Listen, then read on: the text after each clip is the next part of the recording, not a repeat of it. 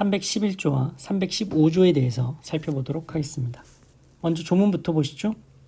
311조 법원 또는 법관의 조서, 공판 준비 또는 공판 기일에 피고인이나 피고인 아닌 자의 진술을 기재한 조서와 법원 또는 법관의 검증의 결과를 기재한 조서는 증거로 할 수 있다. 절대적 증거 능력이 있다라는 얘기입니다. 184조 증거 보존 절차, 221조의 2 제1회 공판 기일 전 증인신문이죠. 그 규정에 의하여 작성한 조서도 또한 같다. 절대적 증거 능력이 있다라는 것입니다. 315조를 보시죠. 당연히 증거 능력이 있는 서류. 다음에 계기한 서류는 증거로 할 수 있다. 1호 가족관계 기록사항에 관한 증명서, 공정증서 등본, 기타 공무원 또는 외국 공무원의 직무상 증명할 수 있는 사항에 관하여 작성한 문서. 2호 상업장부, 항해일지, 기타 업무상 필요로 작성한 통상문서. 3호 기타 특히 신용할 만한 정황에 의하여 작성된 문서들은 당연히 증거 능력이 있다. 교재로 돌아오시죠. 공판 조서 등은 절대적 증거 능력이 있다라는 건데 증거 부동의를 해도 증거 능력이 있다라는 거예요. 자, 각 줄을 보시죠. 다만 유의하실 것은 절대적 증거 능력이 있다라는 거지 자유심증주의 예외라는 것은 아닙니다. 즉 증명력의 문제는 여전히 법관의 자유 판단이에요. 자유심증주의 예외 중 하나로 공판조서 후 소송 절차 기재에 대한 증명력의 문제가 있죠. 이건 뒤에서 보십니다. 자, 올라오셔서 하지만 절대적 증거 능력이 있지만 55조 3항 형소법 55조 3항 열람 등사권을 침해했다. 공판조서 후 열람 등사권을 침해했다면 자 55조를 보시죠. 피고인의 공판조서 열람권 등 1항 피고인은 공판조서 후 열람 또는 등사를 청구할 수 있다. 3항 그 청구에 응하지 아니한 때에는 그 공판조서를 유죄의 증거로 할 수 없다. 절대적 증거 능력이 있지만 정말 말 그대로 절대적으로 증거 능력이 있다라는 것은 아니에요. 이 열람 등사권을 침해했다. 55조 3항의 경우이다. 라면 증거 능력 없습니다. 각 줄을 보시죠. 자, 굉장히 중요합니다. 이 절대적 증거 능력에 대한 예외이기 때문에 중요합니다. 피고인의 공판조서 열람 등사권 침해 시 그 공판조서를 유죄 증거로 할 수 없으며 3항에서 보았죠. 공판조서에 기재된 피고인이나 증인 진술도 증거로 할 수 없다. 공판조서는 물론 거기에 써있는 진술 자체도 증거로 할 수 없다라는 것입니다. 그리고 법관 작성의 검증조서다. 311조에 따라서 절대적 증거 능력이 있는 조서인데 그렇다 하더라도 검증할 때 당사자에게 참여의 기회를 부여하지 않았다면 증거 능력 없다라는 것입니다. 이 참여권이라는 문제는 형사소송에서 굉장히 중요한 권리입니다. 따라서 311조에 따라서 절대적 증거 능력이 있는 검증조서라 하더라도 그 검증에 참여권이 침해되었다라면 그 검증조서는 증거 능력 없다라는 것 굉장히 중요하겠죠? 절대적 증거 능력이 인정되는 절대적 증거 능력에 대한 예외이니까요. 자, 311조의 조서에는 어떤 것들이 있느냐? 공판조서가 있고요. 근데 공판조서인데 당해 사건의 공판조서입니다. 다른 사건의 공판조서라면 311조가 아니고 315조 3호로 갑니다. 기타 특히 신용할 만한 정황에 의하여 작성된 문서로서 당연히 증거 능력이 인정된다라는 거죠. 당해 공판조서, 공판 절차 갱신 전의 공판조서, 파기 환송 전 원심에서 작성된 공판조서, 이송 전 공판조서 모두 포함됩니다. 자, 특히 공판 절차 갱신이 나오면 이 311조를 생각을 하셔야 됩니다. 각 줄을 보시죠. 원칙적으로는 공판 진술 자체가 증거로 쓰이겠죠.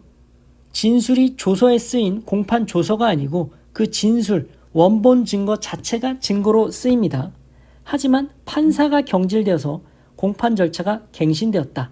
그렇다면 그 진술 자체가 아니라 그 진술이 기재된 갱신 전 공판 조서를 증거로 쓰는 것입니다. 따라서 사안에서 공판 절차 갱신이 있는지 여부에 유의하여 판사가 경질돼서 공판 절차 갱신이 있다면 그 법정 진술 자체를 증거로 쓰시면 안 됩니다. 왜냐하면 새로운 판사는 그 증언을 직접 들은 것이 아니니까요. 직접주의의 원칙이죠.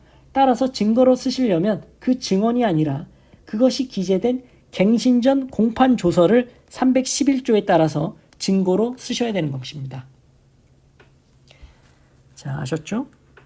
그렇게 정리를 해두시고요. 중요합니다. 따라서 공판 절차 갱신이 나오면 311조를 생각을 하시라는 것. 자, 또한 법원, 법관의 당해 사건에서의 검증 조서입니다. 수사기관 검증 조서는 312조 6항의 요건을 갖춰야 되죠.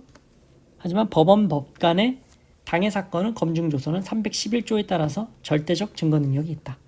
이것 역시 다른 사건의 검증 조서라면 315조 3호에 따라서 당연히 증거 능력이 있는 서류가 된다라는 것. 자, 판례 하나 보시죠. 법원이 녹음 테이프에 대해 실시한 검증 내용이 녹음 내용과 녹취서 기재 내용이 같다는 것에 불과한 경우 증거 자료가 되는 것은 여전히 녹음 내용이므로 그 녹음 내용이나 검증 조서의 기재는 공판기일의 진술에 대신한 진술을 기재한 서류와 마찬가지로 311조 내지 315조에 규정된 것이 아니면 유죄 증거 쓸 수 없다라는 것인데 무슨 얘기냐? 각주를 보시죠. 수사기관 검증조서와 같은 논의입니다. 즉 기재된 진술 또는 첨부된 자료의 실질을 따져서 증거 능력을 별도로 검토해야 된다라는 거죠. 검증조서인데 피고인 진술이 기재되어 있다. 그럼 그 부분은 공판조서의 피고인 진술 기재로 취급해야 될 것입니다. 하지만 검증조서든 피고인 진술 기재가 되어 있는 공판조서든 311조가 적용은 되겠죠. 그런데 피고인 아닌 자의 진술을 기재한 부분이다. 그런데 선서도 없고 반대신문권도 보장되지 않았다. 피고인 아닌 자, 증인입니다. 선서해야 되죠. 반대신문권도 보장되어야 하는데 아무것도 지켜지지 않은 채 조서로 작성되었다. 증거 능력 없는 증인신문조서라는 거죠. 그리고 피고인들이 제출한 도면, 서류 등은 검증의 결과가 아니라 피고인 등이 제출한 거예요. 그럼 검증 결과가 아니라 그 실질에 따라 진술, 기재, 서류 등으로 보아서 별도 전문법칙 예외 요건을 충족했는지 판단을 하셔야 된다라는 겁니다. 자, 유의하시고요. 그리고 311조 3항에서 184조 증거보존 절차에서 작성한 조서 221조 2 제1회 공판기일 전에 작성된 증인신문 조서의 경우에도 또한 같다. 절대적 증거 능력이 있다라고 정하고 있었죠. 자, 311조는 이 정도로 정리를 해두시고요. 315조로 넘어가시죠. 당연히 증거 능력 있는 서류. 판례 보시죠. 대사관 영사가 작성한 사실 확인서 중 공인 부분을 제외한 나머지 부분이 비록 공무수행 과정 중 작성되었지만 공적 증명보다는 상급자 보고를 목적으로 하는 것이라면 1호나 3호의 문서가 아니라는 것입니다. 그래서 증거 능력 없다. 공적 증명이 아니라 상급자 보고를 목적으로 작성했다.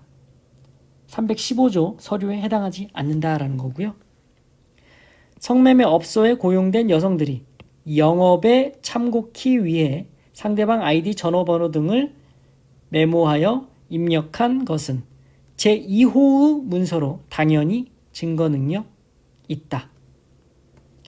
보험 사기 사건에서 건강보험심사평가원이 수사기관 의뢰에 따라 입원 진료의 적정성에 대한 의견을 제시했다. 제3호 기타 특히 신용할 만한 정황에 의해 작성된 문서로 볼 수 없겠죠. 의견을 제시한 것을.